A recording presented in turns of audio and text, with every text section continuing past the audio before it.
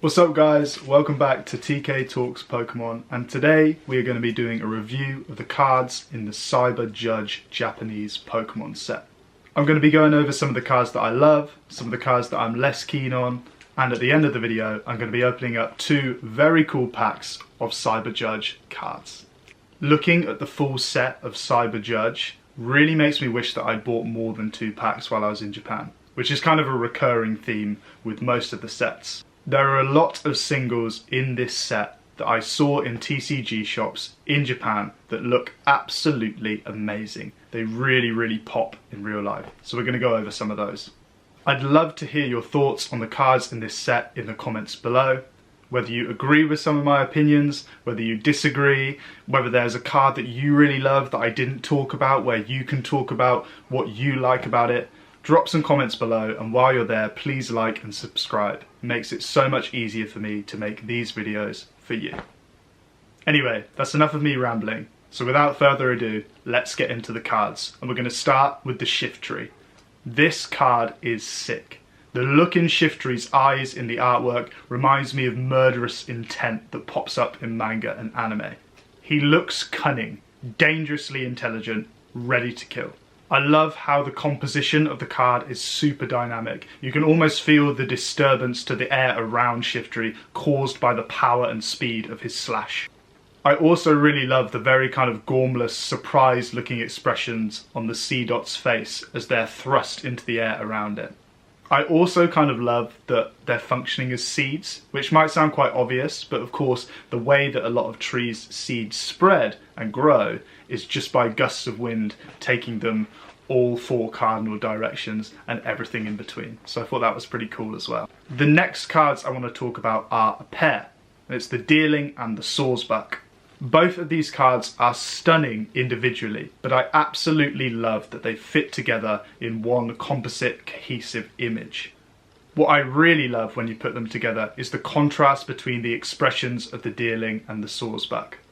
The Deerling looks childlike, playful, curious, expressive, but also quite innocent, and therefore you can imagine being at slight risk in a large forest. The Sawsbuck, on the other hand, has this regal, protective aura, and I like to think that perhaps they're siblings or it's a parent-child relationship. It's as though the Deerling has the freedom to be explorative purely because the Sawsbuck is such a powerful protector, and I really like that. As I've said in previous videos, I really love when you look at a Pokemon card, or in this case a set of Pokemon cards, and a story immediately begins to kind of unravel in your mind for the card, which deepens your interest in it and makes it feel even more special. The next card I want to talk about is the Drampa. From the moment I saw the design of Drampa, I absolutely loved it. It's so silly, I love the fact that it looks like it's under the influence, and it kind of reminds me of the dragon from The Never-Ending Story. I'm not sure if any of you guys can remember that film, but it's one that my mum had on VHS, and it was so magical to me as a kid. It really reminds me of that wonderful Slakoth card, where it looks like it's kind of smoked a joint, toddled its way over to a field and just had a lie down. It feels very adventure timey, and what I mean by that is it feels quite whimsical and just fun. Drampa looks really stupid and like the lights are on but nobody's home in a way that I just really enjoy. Next card is the Excadrill. Now this isn't a card that I would be seeking out to buy in a TCG store as a single, but if I pulled it from a pack I certainly wouldn't be bothered. I love any card which demonstrates the relationships between Pokemon and human beings, particularly when it's out of the classic battle scenario that we're used to. After all, who didn't want their own Pokemon growing up? The concept of Pokemon, due to their innate power and their amazing abilities, like Excadrill's burrowing ability, having utility in a practical field is something that I really enjoy thinking about. I also really like the collectability of this style of artwork. Just off the top of my head, I'm thinking about the Machoke guys in the repo van, I'm thinking about the Steelix on the construction site, and I think it would be really fun to try and have a page of your binder focused on these Pokemon in real life working settings. And I don't think you're going to have to break the bank to get most of these cards, so it's a fun one if you want to. The next card is Metagross. Truly iconic Pokemon that I've been obsessed with my whole life. It's a cool concept, but I kind of wish the snowmobile slash dung beetle Metagross in the background rolling that giant snowball was in the foreground. I think it's a little bit more interesting than the Metagross we see at the front in this card. I really enjoy the playful takes on Pokemon that you're used to only seeing in battle settings. It isn't quite cute, being a giant robot and all, but it is sort of charming. Briefly, we're going to talk about the Lickitung. Long story short, there is no way I want this perverted little creature anywhere near my Pokemon collection, and that is enough said on the matter. Moving on. The Iron Leaves EX, with what I've written down as having the digital background. I think this art rare is really, really cool. It reminds me of Metal Sonic. The colour scheme really scratches an itch for me. It's simple, but well executed, and it just looks badass. The expression, the pose, the texture of the holo, I'm all for it. However, I don't think the Iron Crown or the Iron Boulder versions of this card work anywhere near as well. Okay, moving on to the Scizor EX. Scizor is one of the coolest Pokemon of all time. Now, I don't normally go in for this kind of art rare, but I think this card is really, really well done. I usually find them a little simplistic, or I don't think the Pokemon's posed in the best way, or find that the colours used for the outline of the Pokemon, or the background, or both, just don't go together that well.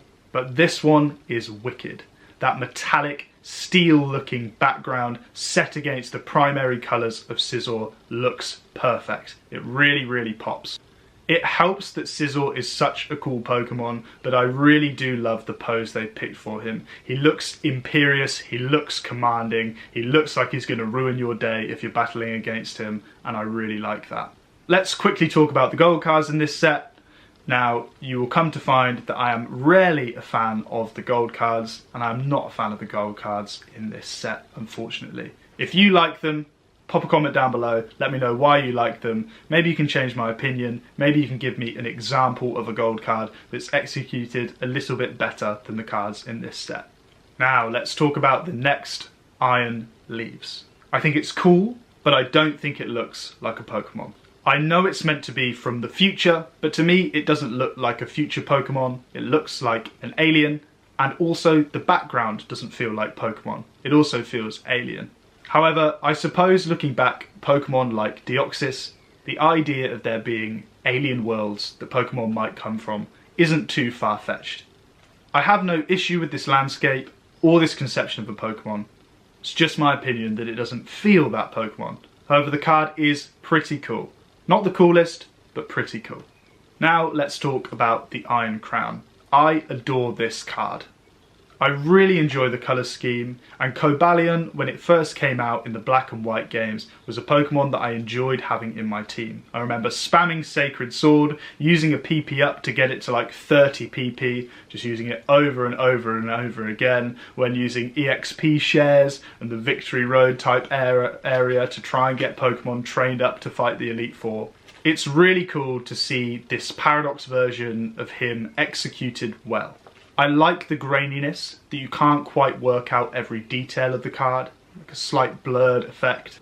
And I find the contrast between the futuristic subject and the natural looking background really draws you in. It's really captivating. And that's where I think maybe the Iron Leaves suffers in comparison. Right, we've run through my review of the set. I've missed out a lot of cards, so if there's any more that you'd like me to talk about, ask me a question about them in the comments and I'll reply to your comment. Now for the bit you've probably been waiting the whole video for, I'm going to open a couple of packs. The last video I made, I kind of held the packs out in front of you and did them like this, and it was a bit blurry and it didn't quite work because the camera wanted to focus on my face and not the cards, so I'm going to change the camera around, hopefully give you a better view of the cards as they come that's not flipped, so I can actually see what they are, tell you what they are as we go. Cool, let's go. Okay, let's see how this goes. So this is what the Cyber Judge packs look like. I'm going to open them up for you and see if we get any hits. Woo! Okay, let's get started. Let's see if we can get some focus going. There we go. So we've got the Vikavolt. We have got, I think that's the Dung Beetle Pokemon. I forget the name. If you can remember the name, pop it in the comments below. Then we've got the Litten, very, very cute. We've got the Mr. Mime, the creepy man himself. And we have got, very, very cute. Again, can't remember the name of this Pokemon. I'm a lot better with the old generations of Pokemon. Definitely need to brush up because I'm a bit rusty. Now let's crack on with the next pack. Okay, let's see if this second pack brings me some luck. Now this is the evolved form of the Dung Beetle. The name is on the tip of my tongue, but I can't remember it. But I do think this guy is pretty cool. Especially when you see him this way around. Awesome. Then we've got the Seedot, which looks like claymation, or maybe made out of felt or something, which is very cool. We've got, is that Unpheasant? Who knows? We've got the Beldum, classic, there's one I know. And finally we have got a trainer card, or maybe a supporter card or something like that. Okay guys, as you can see, I didn't get any big pulls there. However, there are some artworks in that group of cards that I did pull that I'm really happy with, that I'm excited to have a look through after the video. I hope these videos, particularly the ones where I talk more about the commons as well as the art rares, show you that there's absolutely nothing wrong with falling in love with a card that isn't a chase card or a big hit. It's all about what you feel about the cards that you pull. In the next video, we're going to be talking about Wild Force, a very cool Japanese set. And at the end of the video, of course, I will be opening up a couple of packs. As always, it's been an absolute pleasure making this video for you. See you in the next one. Peace!